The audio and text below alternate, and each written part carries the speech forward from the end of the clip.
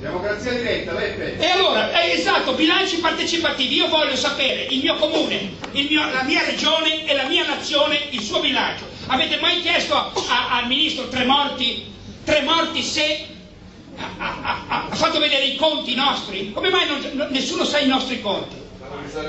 Ma non li sa neanche lui, però li sa lui, perché va in Cina a vendere i BOT e i GCT italiani, il debito italiano li vende ai cinesi.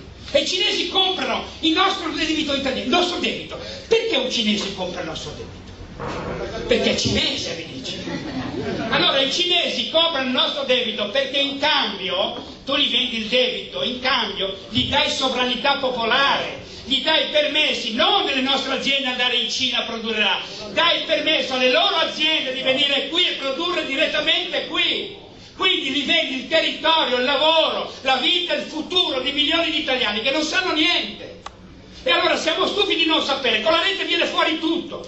Tu mi hai detto bilancio partecipativo, te ne dico un'altra, la democrazia che ho visto io, dove c'è la democrazia, dove ci sono i cittadini contano, in Svizzera, in Germania, negli Stati Uniti, dove c'è un federalismo vero, fanno il referendum dal basso. Vuoi un inceneritore? Lo voti, lo votano i cittadini, lo vuoi o non lo vuoi? È referendum propositivo dal basso senza quorum.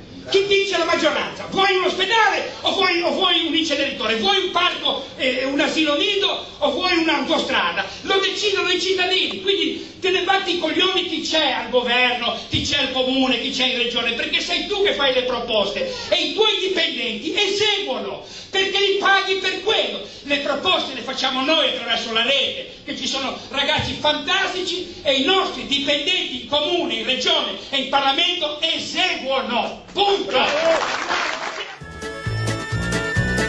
Io non mi sento italiano, ma per fortuna purtroppo lo so.